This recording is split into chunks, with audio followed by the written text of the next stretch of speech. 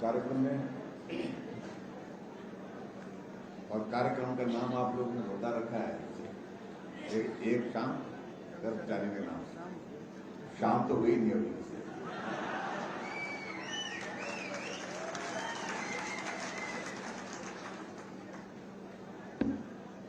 हमारे बीच में आज के इस कार्यक्रम में पूर्व में मंत्री रहे और वर्तमान में माननीय विधायक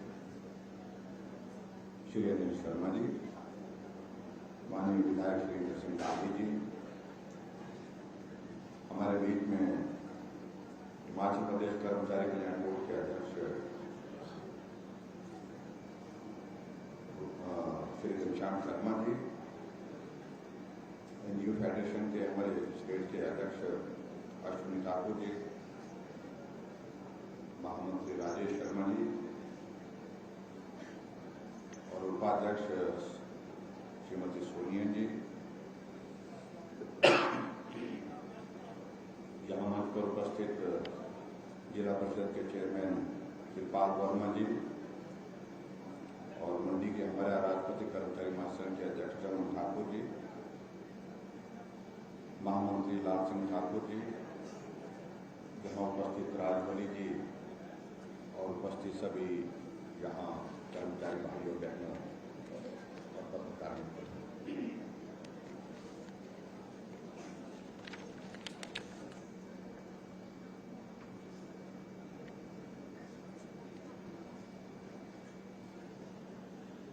आज के इस कार्यक्रम में जिस प्रकार की पृष्ठभूमि आपके समक्ष रखी गई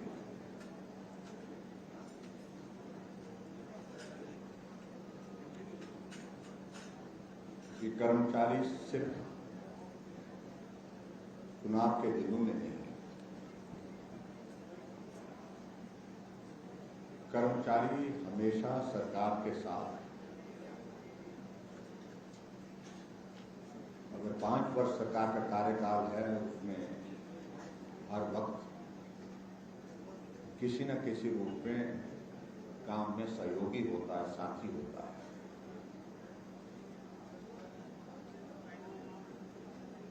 और मुझे इस बात की खुशी है कि हिमाचल प्रदेश एक ऐसा प्रदेश है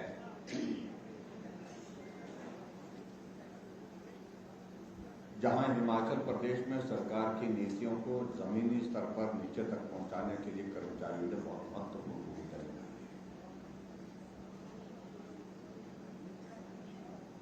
आज अब अगर हिमाचल प्रदेश में हम हिमाचल के गठन के 75 वर्ष पूर्ण होने के पश्चात अलग अलग जाकर के कार्यक्रमों के आयोजन कर रहे हैं और उन कार्यक्रमों में आप देखना कहीं भी तो हमने कर्मचारियों की भूमिका पर भी उस पर बात कही है कि कर्मचारियों की भूमिका भी बहुत महत्वपूर्ण रही है इन 75 वर्षों में। जो सरकार की नीतियां, सरकार के कार्यक्रम समाज के वर्गों को उत्थान के लिए, प्रदेश के विकास के लिए जो तय हुई, उनको लागू करने में उनकी महत्वपूर्ण भूमिका रही है।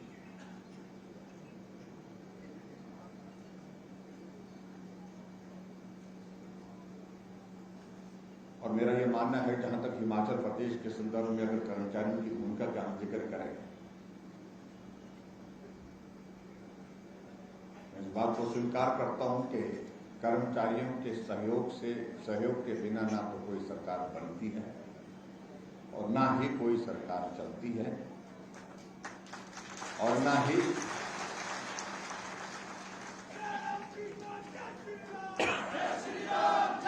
कर्मचारियों के सहयोग के बिना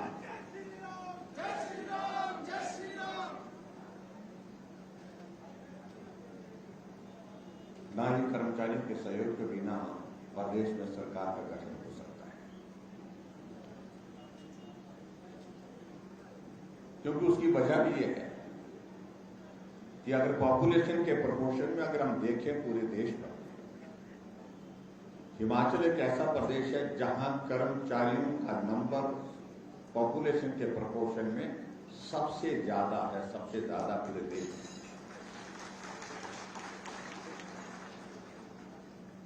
और इसलिए कर्मचारियों की भूमिका सरकार बनाने में भी और सरकार चलाने में भी बहुत महत्वपूर्ण है।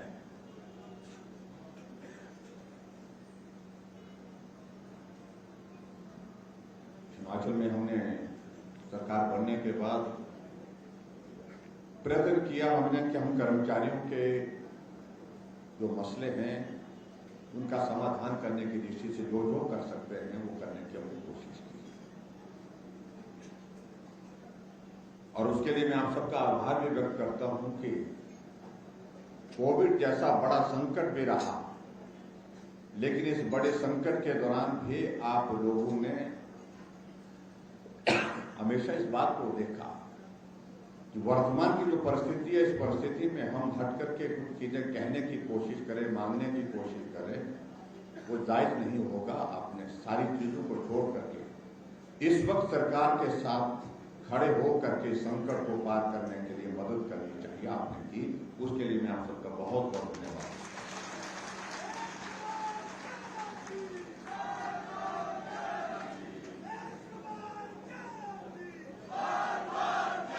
और मैं इस बात से सहमत हूं कि अगर कर्मचारियों के सहयोग की दृष्टि से उस बात का मैं अगर जिक्र करूं,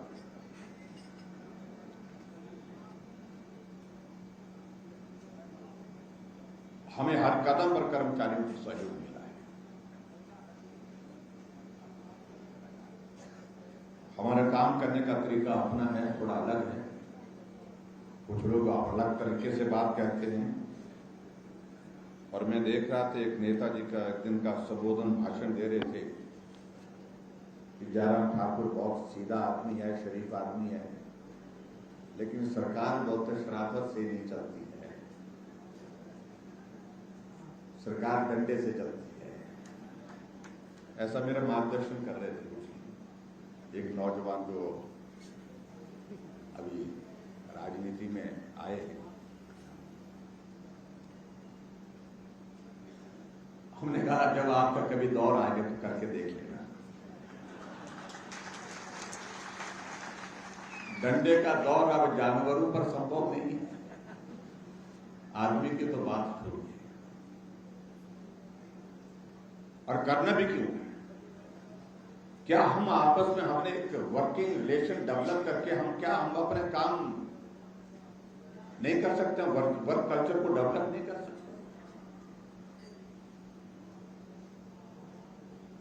जब सरकार बनी मुझे कई लोगों ने सलाह दी इन कर्मचारियों को बिल्कुल नहीं बख्शना बोलते। मैंने कहा तो क्या करें, इनकी बात नहीं सुननी। मैंने कहा कर्मचारी क्या नागरिक की श्रेणी में नहीं आते?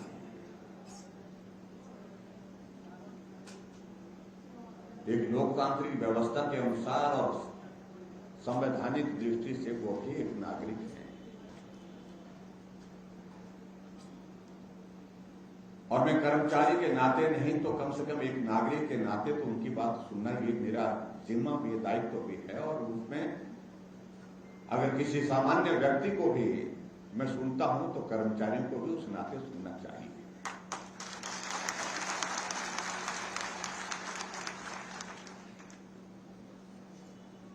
कुछ लोग मेरे को आज भी बोलते हैं कि आप लोगों ने उनको सिर पे चढ़ा रखा है, पता नहीं कितने चढ़े, कितने उसे मालूम। मेरा ये मानना है कि एक रिलेशन हम डेवलप करें काम करने के लिए, ये ज्यादा महत्वपूर्ण है। डंडे से आप एक काम करा सकते हैं, दो काम करा सकते हैं, एक बार करा सकते हैं, दो बार करा सकते हैं, एक साल तक कर सकते हैं, 2 साल तक कर सकते हैं, लेकिन लंबे समय तक डंडा नहीं चलता। इस बात को मानना पड़ेगा, संभव नहीं।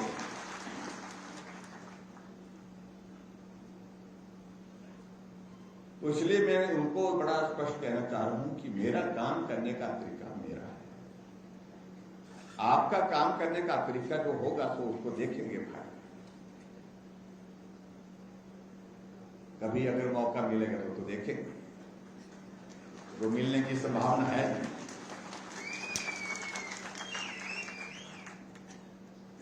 और हमने इस बात को देखा है, जहां हमारा एक अच्छा एक रिलेशन डेवलप होता है कर्मचारियों और हमारी सरकार के बीच में।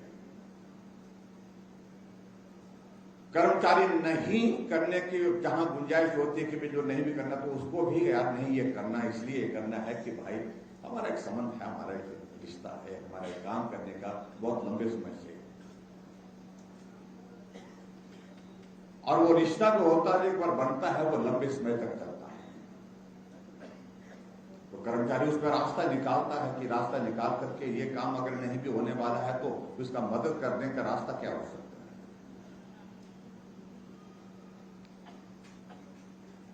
मैंने हिमाचल प्रदेश में जब से चुनाव लड़े हैं, पहला चुनाव तो थोड़ा ऐसा हो गया था, तो जल्दबाजी में वक्त नहीं मिला, लेकिन दूसरे चुनाव के बाद फिर हमने कर्मचारियों का एक कर्मचारियों के साथ संवाद, कर्मचारियों के साथ बातचीत, कर्मचारियों के साथ संबंध बनाना, बैठना उठना,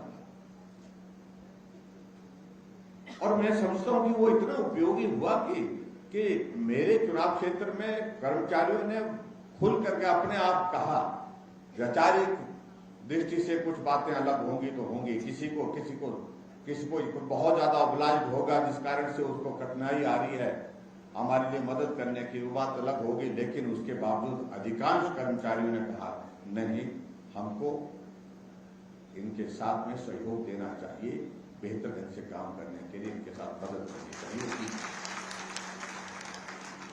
और उसका परिणाम ये है कि मैं आज हिमाचल प्रदेश की विधानसभा के अंदर 25 वर्ष होने जा रहे हैं, 5वीं बार।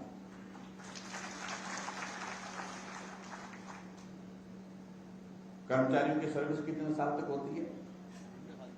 नहीं, नौकरी कितने साल तक करते हैं? 35 साल, 30-35 साल। आपके बराबर मेरी होने जा रही है।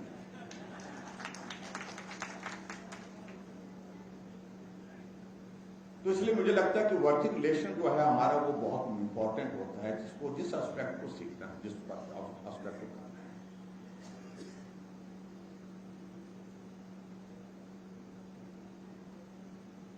अभी जब हिमाचल प्रदेश में सरकार बनने के बाद हम बहुत तेज गति से चल रहे थे, कर्मचारियों के तमाम इश्यूज जो थे, जितने भी मसले थे, उन मसलों का समाधान करने की दिशा से हम आगे बढ़ रहे थे। लेकिन दुर्भाग्य रहा कि बीच में कोविड का एक ऐसा दौर आया जिस दौर ने हमको रोका, प्रभावित किया। जो गति हमने पकड़ी थी कर्मचारियों की इश्यूज को लेकर के, उनके सोल्यूशन के लिए, उनके समाधान की दृष्टि से, उसमें कठिनाई तो आई।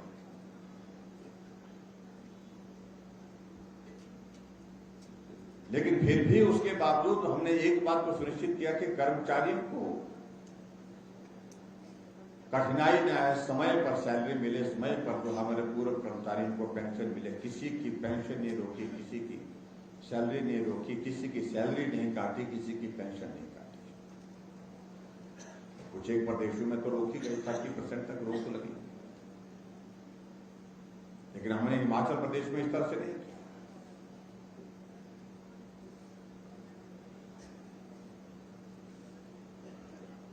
लेकिन हाँ, इस बात को लेकर के मैं महसूस करता हूं कि अगर कोविड का ये दौर नहीं होता तो शायद हम और ज्यादा बेहतर कर सकते थे।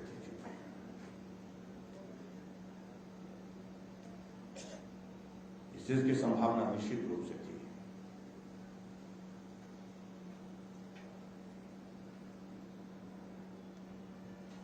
मुझे इस बात की खुशी है कि आज के इस आयोजन के लिए विशेष तौर से आप लोगों ने प्रयास किया एक जगह सामूहिक रूप से बात कर सके। अलग अलग समय में अलग अलग जगह अपने टूर के दौरान हमारा मिलना होता है, लेकिन बात नहीं हो पाती है। मुलाकात होती है लेकिन बात नहीं हो पाती। तो इसलिए आज आप लोगों ने इस प्रकार का अवसर निकाला। इससे पहले हम कुल्लू में थे, कुल्लू में भी हमने जो कार्यक्रम किया उसमें भी बड़ी अच्छी संख्या में लोग थे।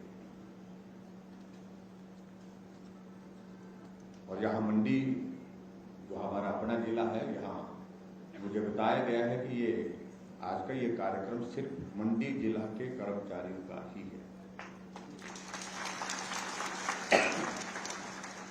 कुछ लोग कह रहे थे कि भाई कर्मचारी अब तो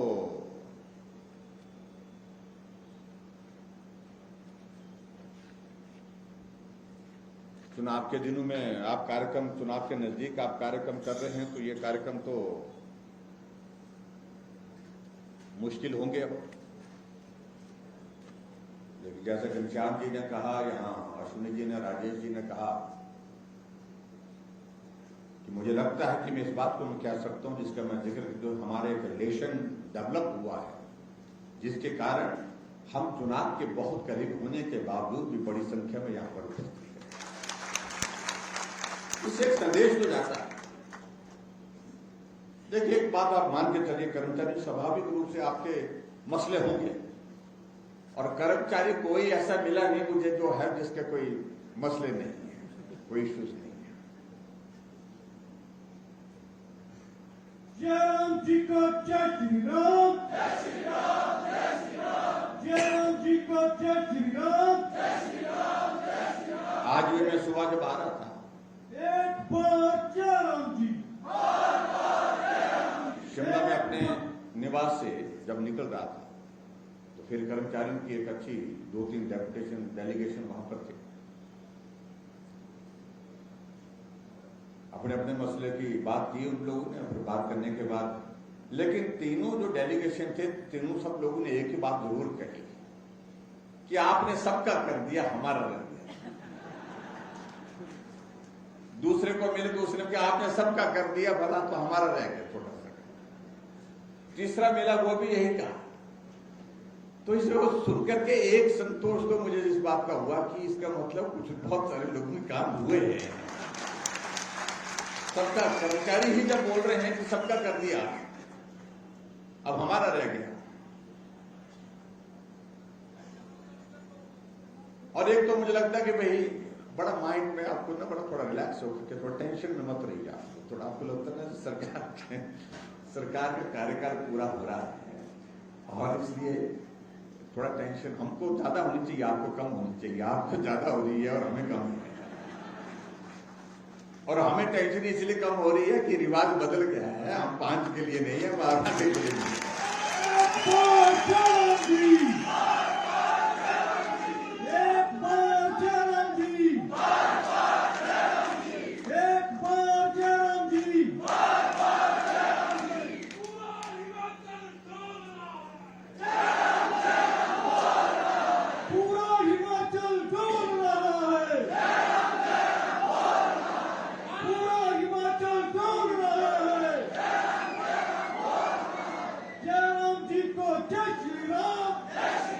इसलिए बहुत जरूरी मुझे लगता है कि पूरे देश का परिचय, क्योंकि कर्मचारी एक बहुत पढ़ा लिखा एक सेगमेंट होता है समाज का, जो राजनीति के बारे में सब पूरे देश दुनिया की सारी चीजों को जो है वो सुबह से शाम तक देखता है, उसका एनालिसिस करता है, उसके एनालिसिस के साथ अपना जहां जहां मौका मिलता तबसरा भी करता है। तबसरा जानते हैं ना क्या बोलते हैं उसको, उसका उसकी बखान करता है, चर्चा करता है, ठीक है ना, चर्चा। तो आपको तो समझ में आ जाना चाहिए आसानी से, भाई रिवाज पूरे देश में बदल गया है, यहाँ पे बदलेगा ही।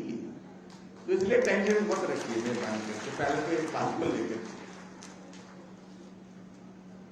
और दूसरी बात, जो हमारे कुछ मित्र इस बात का जिक्र करें कि हम आ रहे हैं, कहने से थोड़ी आए।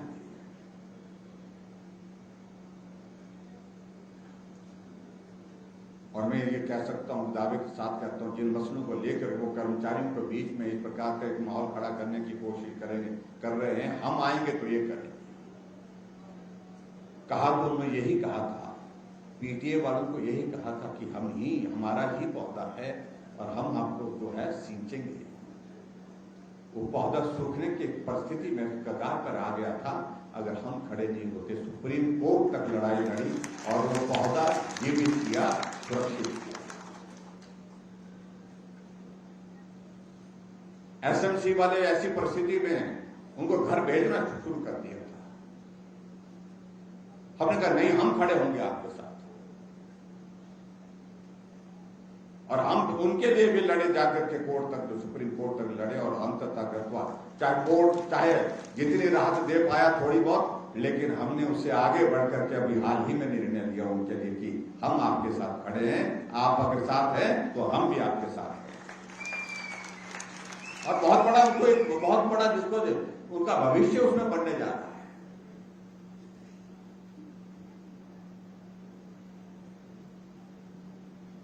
और वही लोग जो सत्ता में आने की लालसा रखे हुए हैं, इच्छा रखे हुए हैं, इन सभी आउटसोर्स कर्मचारियों को इकट्ठा करके पूरे प्रदेश भर से पीटर हॉफ के लॉन में खड़ा करके 7वीं बार राजा साहब ऐसे करके नारे लगाए थे उन लोगों ने, लेकिन कोई पॉलिसी बनाने की दिशा में आगे बढ़े क्या उनने उनके भविष्य को सुरक्षित करने की कोशिश की? हमने इस कैबिनेट में मोहर लगा दी है, उनका रास्ता भी आने वाले समय के लिए कुछ ठीक करने की कोशिश। जो संभावना है, क्यों कानून एक ऐसी चीज है, आजकल किसी चीज को रोकने के लिए कुछ नहीं लगता, एक कागज का टुकड़ा लगता है बस। लेकिन उसमें कानूनी पेचीदगियों से बाहर निकल करके कुछ रास्ता निकालने का हमने ईमानदारी से प्रयत्न किया।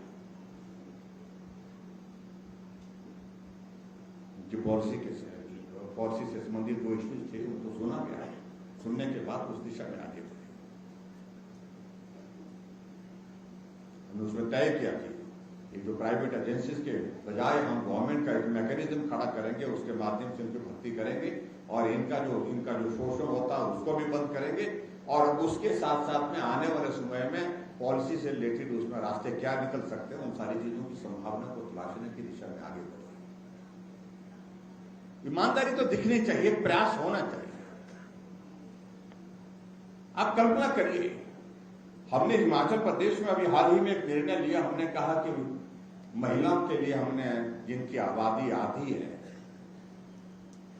टोटल पॉपुलेशन की, उनके लिए वो भी काम करने के लिए घर से निकलती हैं, आती हैं, जाती हैं, हमने कहा उनके लिए किराया आधा कर, हमने निर्णय किया। और जो हमारे विपक्ष के लोग वो कहने लगे कि महिलाओं को मुफ्तखोर बना दिया, शब्द देखिए,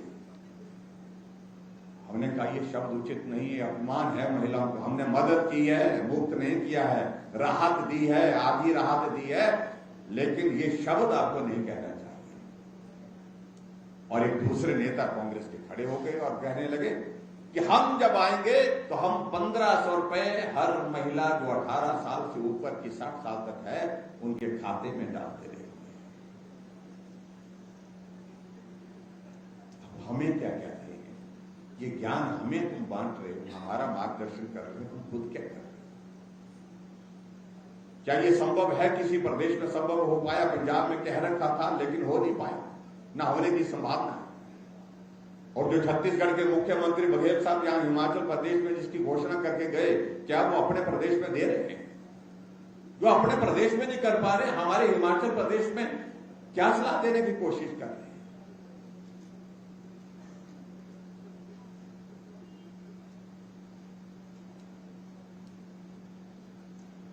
मेरे कहने का मतलब जो जिस प्रकार से कह रहे हैं, हम आएंगे तो ये करेंगे, हम आएंगे तो वो करेंगे, हम आएंगे तो ऐसा करेंगे, आएंगे तो ना, जब आने ही नहीं देंगे तो क्या करेंगे? और आने ही नहीं देंगे।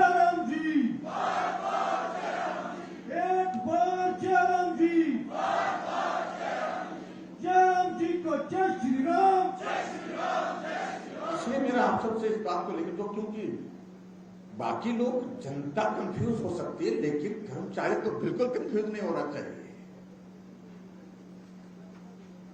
क्योंकि अब ये रिवाज बदलने की अगर बात कहें तो जिन राज्यों में भी चुनाव हुए हैं उन राज्यों का परिणाम आपके सामने है। रिवाज तो उत्तराखंड में भी था, हर 5 वर्ष के बाद सरकार बदल जाती थी, लेकिन अब की बार रिवाज बदला, सरकार भाजपा की थी, फिर भाजपा की बन गई। रिवाज तो उत्तर प्रदेश में भी 37 वर्षों से बना हुआ था, हर 5 वर्ष के बाद सरकार बदल रही थी, लेकिन अब की बार फिर योगी जी फिर सत्ता में आ गए 5 वर्ष का कार्यकाल पूरा करने के बाद। गोवा में फिर सत्ता में आए, मणिपुर में फिर सत्ता में आए, पड़ोस का राज्य हरियाणा में जहां हमारी पार्टी की जमानतें जब्त होती थी वहां 5 वर्ष का कार्यकाल पूरा करने के बाद खट्टर साहब दूसरी बार चले हैं।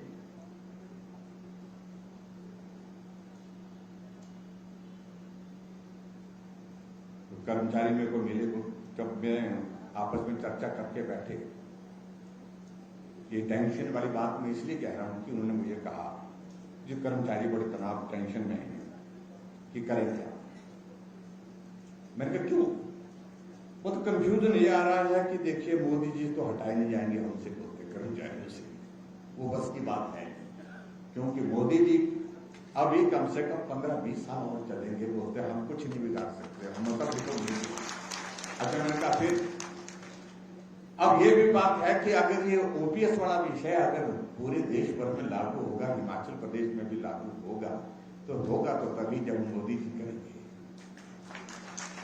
तो मैंने कहा फिर, लेकिन कुछ लोग बोलते ना यह है इनके कहने पर आकर के जो है वो उछल तो गए हैं, लेकिन सब जब शाम को बैठते हैं तो बोलते यार होगा तो तभी ये।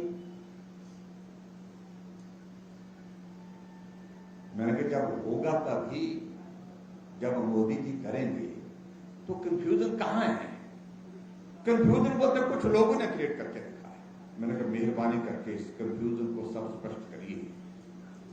मैं चश्मदीद गवाह हूं, हम एक ही टेबल पर भोजन कर रहे थे, राजस्थान के मुख्यमंत्री, हम प्रधानमंत्री दिल्ली में एक बैठक में थे, बैठक में हम एक ही टेबल पर थे। आधे घंटे से ज्यादा 40 मिनट का हमारा खाने का वो दौर था, तो कोई 15 मिनट तक गहलोत साहब इसी बात को कहते रहे कि ये कर्मचारियों को ओपीएस के लिए, मुझे भी कहते रहे कि इनको भी मदद हो जाएगी। मेरी चिंता वहां पर कर रहे थे। प्रधानमंत्री जी को कह रहे थे कि भाई ये संभव नहीं है, हमने कह तो दिया है, लेकिन ये जब तक आप केंद्र से मदद नहीं करेंगे तब तक ये हो नहीं पाएगा हमसे। तो प्रधानमंत्री जी ने कहा कि आपने कुछ पहले क्यों नहीं पूछा? बोलते जी पहले नहीं पूछा, वो बात अलग है, लेकिन अब तो मैं पूछ रहा हूं आपको। और फिर मेरे को मजाक करते करते कहने लगे इनको भी मदद हो जाएगी। मैंने कहा हमारी मदद तो हो ही जाएगी, हमारे हिमाचल के कर्मचारी हमारे साथ में, आप चिंता मत करिए। वो स्वीकार कर, कांग्रेस के सबसे वरिष्ठ नेता है आज की तारीख में। अब मालूम नहीं उनको भी हटाने की कुछ योजना चल रही थी, मालूम नहीं क्या होगा, मालूम नहीं। वो स्वीकार कर रहे हैं हमने कह तो दिया है, लेकिन करना बहुत मुश्किल है जब तक के लिए केंद्र इसमें मदद नहीं करेगा। जब ये सारी चीजें स्पष्ट है, जब केंद्र की मदद के बिना ये करना कठिन है, तो मेरा कर्मचारी भाइयों से इस बात के लिए आग्रह है कि तब जरूर सोचना चाहिए। जो चीज होनी नहीं है कुछ लोगों के कहने पर, उस चीज पर हमको नहीं चलना चाहिए। और ये राजनीतिक मकसद के लिए, सिर्फ राजनीतिक मकसद, चुनाव के लिए, वही बात कह रहा हूं जो पिछली बार उन्होंने जो है वो पीटीए के लोगों के साथ किया, जो पिछली बार एसएमसी के साथ लोगों के साथ किया, पिछली बार आउटसोर्स कर्मचारियों के साथ किया, कि नारे तो लगा दिए लेकिन किया कुछ नहीं।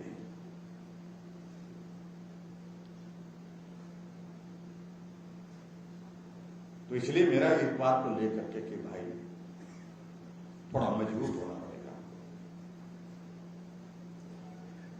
कि जो कंफ्यूजन क्रिएट करते हैं, जो सारी बातों को लेकर के ऐसे घुमा करके प्रयत्न करते हैं कि चीजों को इतना घुमाया जाए ताकि वो राजनीतिक मकसद हासिल करें, तो उस मकसद को हासिल नहीं करने देना चाहिए। इसके लिए मेरा आप सबसे निवेदन है कि इसमें अपने साथियों के बीच में जो है थोड़ा आप लोगों को भी चर्चा करनी चाहिए सारी बातों को लेकर के, यही मेरा आप सबसे आग्रह है। यहां मुझसे पहले सारी चीजों का जिक्र किया गया है। हमने स्वतंत्रता दिवस के अवसर पर हमने कर्मचारियों और पेंशन को जो 1 जनवरी 2016 से संशोधित वेतनमान के एरियर की जो बात कही थी, पहली किस्त उसके जारी करने की घोषणा की थी, और वो प्रोसेस अब शुरू है। और इसी तरह से कर्मचारियों के लाखों जो प्रदेश के जो हमारे जो लाखों कर्मचारी जो संशोधित वेतनमान के एरिया से संबंधित 2 सितंबर से जो बात कर रहे थे वो भी दिया जाएगा, उसके बारे में भी हमने बातचीत की है। और इसके सिलसिले में तो हमने जो अधिसूचना है वो भी हमने जारी कर दी, जारी हो गई, अधिसूचना इसकी जारी हो गई है। और इसी तरह से आगे बढ़ करके अगर मैं सारी चीजों में जाऊं तो उसमें बड़ा लंबा वक्त जाएगा। तो एरियर का जो भुगतान जो है हमारे जो ग्रुप ए, बी, सी और डी श्रेणी को दिया जाएगा, उसके बारे में हमने बात की थी। और ग्रुप ए, बी और सी श्रेणी के कर्मचारियों को 50,000 और ग्रुप डी के कर्मचारियों को 60,000 रुपये तक का एरियर दिया जाएगा। ये भी हमने बड़ा स्पष्ट कर दिया, इसको भी हम कर रहे हैं। बड़ी टेक्निकल चीजें होती है कर्मचारी, मैं कर्मचारी रहा नहीं इसलिए मुझे ये सारी चीजें बहुत समझ आती नहीं, और यहाँ ये समझानी भी बहुत मुश्किल हो जाती है। लेकिन कई बार मैं बड़ा ये होता है, बड़ा हैरान होता हूं, कर्मचारी जो भी आता है ये विसंगति रह गई, ये शब्द जो है ये विसंगति रह गई, विसंगति रह गई। ये बहुत कठिन काम है। किसी की प्रमोशन में तो विसंगति है, किसी के जो है वो स्केल में विसंगति रह गई है, किसी का किसी और, मतलब वो विसंगति के बिना मेरा कर्मचारी कैसे हो सकता है, मुझे बताइए चाहिए। तो इसलिए ये विसंगति का मैंने अपने अधिकारियों के साथ भी बातचीत की। मैंने कहा भाई हमारी सारी चीजों में इतना मैसअप हो गया है, कर्मचारियों की इतनी सारी कैटेगरीज हो गई, और उन कैटेगरीज के एक को हम थोड़ा सा भी लगता हमको कि जेन्युइन इसकी मदद करनी चाहिए, थोड़ी सी मदद करते हैं तो तुरंत जो है उसकी बराबर की जो कैटेगरी 20 को और खड़ी हो जाती है कि विसंगति रह गई। तो ये बहुत मुश्किल काम हो जाता है। फिर मालूम पड़ता कि ये विसंगति क्या रहेगी, बोलते विसंगति इसलिए पैदा हो गई क्योंकि एक कैटेगरी का हमने मदद करने का रास्ता निकाला, तो बाकी कैटेगरी विसंगति के दौर में खड़ी होगी। तो चलो जो भी है, लेकिन सबसे बड़ी अच्छी बात है कि विसंगति अगर है तो उसका सॉल्यूशन है। सॉल्यूशन कैसे है? वो डायलॉग से है, डिस्कशन से है, हम मिल करके बैठे चर्चा करें। ये मुझे लगता है कि बहुत आवश्यक है, और इसके लिए मैं हिमाचल के कर्मचारियों का हृदय से आभार व्यक्त करता हूँ। चलो एक दो बातें होती नहीं तो ज्यादा वक्त उसी में गुजर जाता था, जिंदाबाद मुर्दाबाद में। कोई लंच के टाइम में बैठ जाता था, कोई शाम के समय बैठ जाता था, कोई रात को सुबह से शाम तक धरने पर बैठ जाते, तो ऐसा होता था। लेकिन हुए कुछ बातों को लेकर के, कुछ इश्यू को लेकर के इस तरह की परिस्थितियां आई भी, लेकिन बहुत ज्यादा नहीं आई। इसके लिए मैं हिमाचल के कर्मचारियों का बहुत आभार व्यक्त करता हूं। जिन इश्यूज का जिक्र यहां मुझसे पहले हमारे साथियों ने किया, उनको मैं दोबारा ये करने की कोशिश नहीं करूंगा। मैं सिर्फ इतना ही कह रहा हूं कि अब जहां तक हमने छोटे वर्गों को, जहां जिनका जो एक कर्मचारी का वर्ग है, उनको जो मिल रहा है उससे उनका परिवार चल रहा है, पर्याप्त चल रहा है, लेकिन सदैव ये प्रश्न रहता है कि और मिले तो अच्छा है, और अधिक हो तो अच्छा है। लेकिन बहुत सारे वर्ग ऐसे हैं कि जिनको अपने परिवार को चलाने में भी कठिनाई है। उनके लिए हमने हमेशा हिमाचल प्रदेश में अब की बात विशेष ध्यान देने की कोशिश की। आप जैसे हम इस बात को कह सकते हैं, हमारी आशा वर्कर्स हैं, काम कर रही थी, बहुत मेहनत कर रही थी, जीवन को संकट में डाल करके काम कर रहे थे अपने जीवन में। उन्हें कभी सोचा नहीं था कि ऐसे संकट के दौर में से समाज को निकालने के लिए हमारी जिम्मेवारी, उन्होंने अच्छा काम किया। थोड़ा सा उनके लिए मदद अब की बात हमने ज्यादा की। आंगनबाड़ी वर्कर हैं जिनको इंक्रीज 200, 300, 400 ऐसी इंक्रीज होती थी, अब की बात थोड़ा सा हमने उनको एक साइजेबल इंक्रीज दी। हमारा एक मजदूरी करने वाला मजदूर, आज तक के हिमाचल के इतिहास में 50 रुपए दिहाड़ी कभी नहीं बढ़ी थी। 50 रुपए दिहाड़ी बढ़ने का कि एक महीने का 1500 रुपए का लाभ, तो वो भी हमने कोशिश की, उसमें भी मदद करने का रास्ता निकाला हमने, उसमें उसको भी बढ़ाया। जब 2017 में सरकार थी 210 रुपए दिहाड़ी थी, आज 350 रुपए है, जो एक साइजेबल इंक्रीज उसमें है।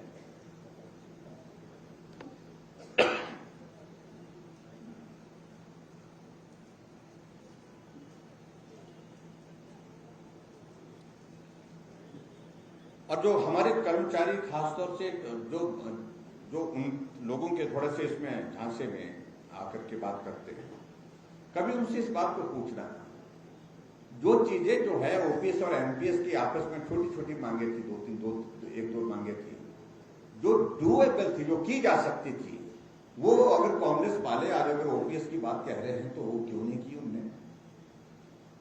और जैसे मैं इस बात को कह सकता हूँ, 1 लाख से अधिक एनपीएस कर्मचारियों को लाभान्वित करने के लिए एनपीएस के अंशदान को हमने 10 से बढ़ा करके 14% किया, वो भी कर सकते थे, लेकिन नहीं किया उन्होंने। और एनपीएस कर्मचारियों को भी ओपीएस कर्मचारियों के समान डेथ कम रिटायरमेंट ग्रेजुएटी की अगर हम बात करें, लाभ की बात करें, तो हमारी सरकार ने ग्रेजुएटी की ऊपरी सीमा को 10 लाख से बढ़ा करके हमने 20 लाख किया। तो उन्होंने क्या किया? उन्होंने तो कुछ नहीं किया उसमें। तो ऐसी बहुत सारी चीजें हैं जिन बातों का हम जिक्र कर सकते हैं। मैं समझता हूं कि उन बातों को हम ज्यादा लंबा ना करें। अब इश्यूज हमारे सामने हैं।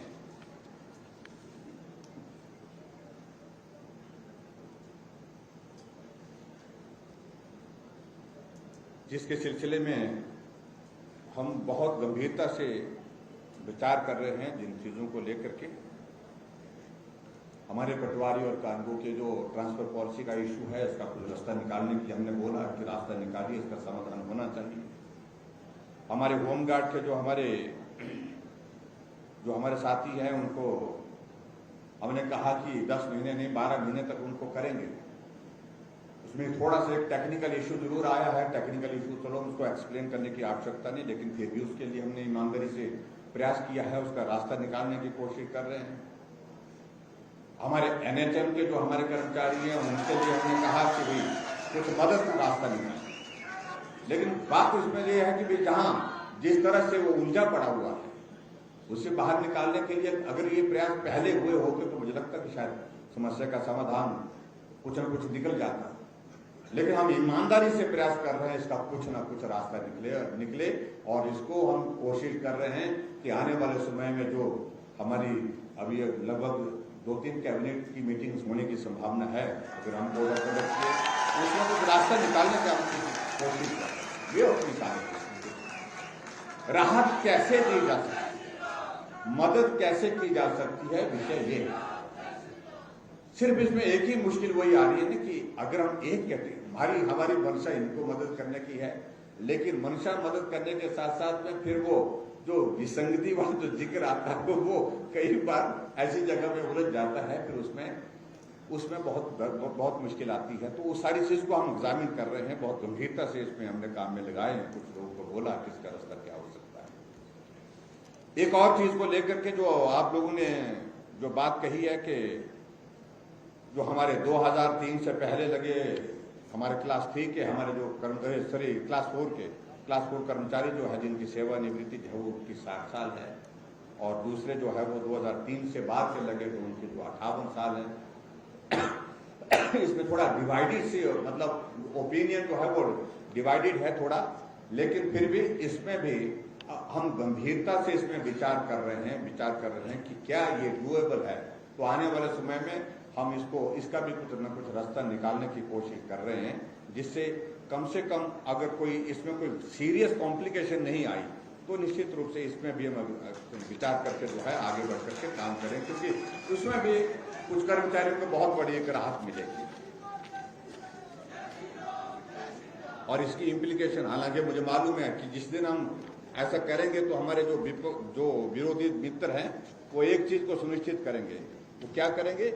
वो ये करेंगे कि बेरोजगारों के साथ अन्याय हो गया, ऐसा बोलेंगे, ऐसा बोलते हैं वो इस बात का जिक्र करने की कोशिश करेंगे। लेकिन फिर भी उसके बावजूद हम प्रयत्न कर रहे हैं कि भी हम उसमें कुछ रास्ता निकालने का रास्ता क्या हो सकता है। और बाकी सारे इश्यूज में एक एक इश्यू को लेकर के बात कहूं तो मुझे लगता है इसमें थोड़ा ज्यादा वक्त लगेगा। ये सारे इश्यू जिनका जिक्र आज के इस मेमोरेंडम में किया गया है, मैंने ऑलरेडी ये मेमोरेंडम जो है वो एसीएस फाइनेंस को फॉरवर्ड कर दिया है, प्रिंसिपल सेक्रेटरी को भी फॉरवर्ड कर दिया है। हमने कहा इसको एग्जामिन करो और इसमें जो डूएबल है, जो किया जा सकता है, उसमें से क्या क्या किया जा सकता है, उन सारी चीजों का रास्ता आप बताएं, ताकि हम सब मिलकर के अच्छे माहौल में काम कर सकते हैं।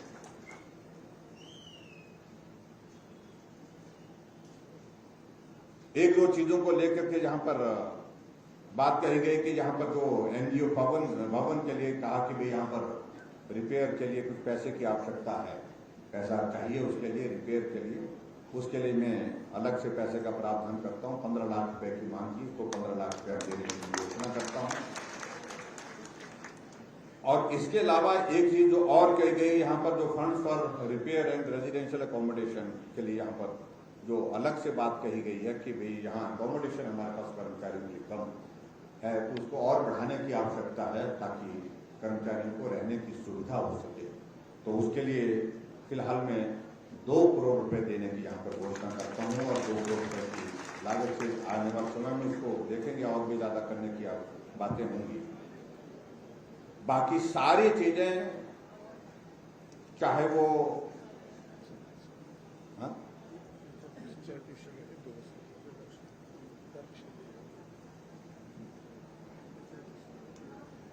HRTC के जो कंडक्टर के सिलसिले में जो आपने बात की है उसको भी हमने कहा है कि अभी हाल ही में जो हमारी BOD की मीटिंग है उससे पहले हमारी जो दूसरी कमेटी की मीटिंग होगी उसमें हमने कहा कि अब की बार इसको करने के लिए हमने कह दिया है हमको कि इसका रास्ता निकालिए और इसकी BOD की मीटिंग में समाधान करके इसका निकालिए।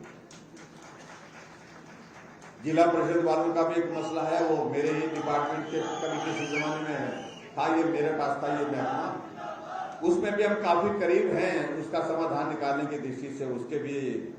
उसका भी हम कोशिश कर रहे हैं कि उसका भी कुछ न कुछ रास्ता निकल जाए और कुछ चीजें उसमें हुई हैं, कुछ चीजें उसमें होने की बात है।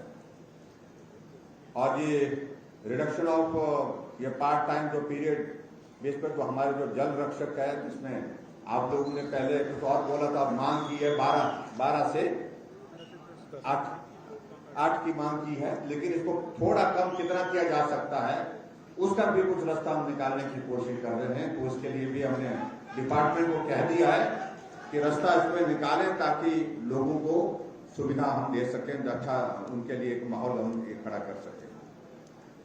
और उसके साथ साथ में जो साइंस टीचर के लिए जो प्रैक्टिकल अलाउंस का एक विषय आया है वो भी हमारे सामने आया है। तो वो भी ये नई एडिशन है, ये मेरे ध्यान में पहले बहुत ज्यादा नहीं था, जोर से नहीं, थोड़े होंगे थे निकल लिए, इनके नंबर थोड़ा है, अब ज्यादा मांग रहे हैं आप, तो थोड़ा कम मांगना भाई। इस पर भी हम थोड़ा सा विचार करने, हमने कहा कि इस पर भी थोड़ा सा आप विचार करिए। और उसके साथ साथ में जो हमारे फायर ब्रिगेड वाले जो हैं, आयुष फार्मासिस्ट हैं, माइनिंग है, MLTS हैं, तो ये इन सारी की कैटेगरीज के जो इश्यूज हैं, एक इश्यूज को लेकर के हमने टीम लगाई है इन दिनों में कि ताकि हम चुनाव आचार संहिता लगने से पहले जितने कर्मचारियों के इस प्रकार के इश्यूज हैं जो कॉम्प्लिकेशन के कारण उलझे पड़े हैं, उनका समाधान निकालने के लिए कोशिश कर रहे हैं। और हमने आपको विश्वास दिलाया जो बेस्ट पॉसिबल होगा वो हम करेंगे, जो भी बेस्ट पॉसिबल, जितना भी हो सकता है उसको हम करने की हम कोशिश करेंगे। अभी हाल ही में NTT का एक इश्यू आया था जो पेचीदा है, बहुत पेचीदा है, कठिन काम है वो, लेकिन फिर भी उसके बाद हमने कहा कि कुछ रास्ता निकालिए, आगे बढ़े हैं उसमें, और वो रास्ता आगे निकलते कुछ निकला है। पेचीदगियां हर रास्ते में होती है, इस बात को हमको मान के चलना पड़ेगा, लेकिन फिर भी उसका कुछ रास्ता निकालने की कोशिश है। और मुझे पूरा भरोसा है कि उसमें भी, लेकिन अच्छी बात है कि कर्मचारी आपस में मिल करके, कई बार कंफ्लिक्टिंग हो जाता है कि इसको दे दिया, मेरे को दे दिया, उसको दे दिया, मेरे को, उसको मिला, ठीक बात है, लेकिन मेरे को भी मिले, ये बात तरीका एक ही, मतलब बात एक ही है, लेकिन कहने का होता है। उसको दे दिया, हम बिल्कुल नहीं मानेंगे, उनको दे दिया आपने, हमको तो होता है। परिवार है, हमारे लिए आप परिवार हैं, और परिवार में एक को मिला तो दूसरे का अधिकार स्वाभाविक रूप से जो जेन्युइन होगा उसको नहीं मरने देंगे, उसको कहीं भी किसी तरह से प्रभावित नहीं होने देंगे।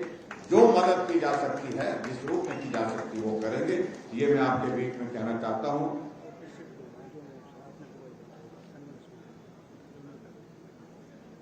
जोनल हॉस्पिटल, जोनल डायरेक्टरेट का जो एनिमल हस्बेंड्री का शिफ्ट जो है उसको भी हमने कहा है वो शिफ्ट करेंगे, वो भी बोला वो भी करेंगे।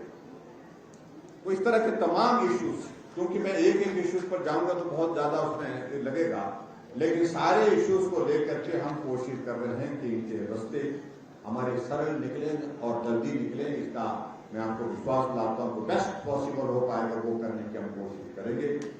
और एक दो चीज मैंने कही, क्या हम एक दूसरे के साथ मिलकर के चलेंगे, ये दौर आता रहेगा, जाता रहेगा, सारी चीजों को लेकर के मांगने का, देने का।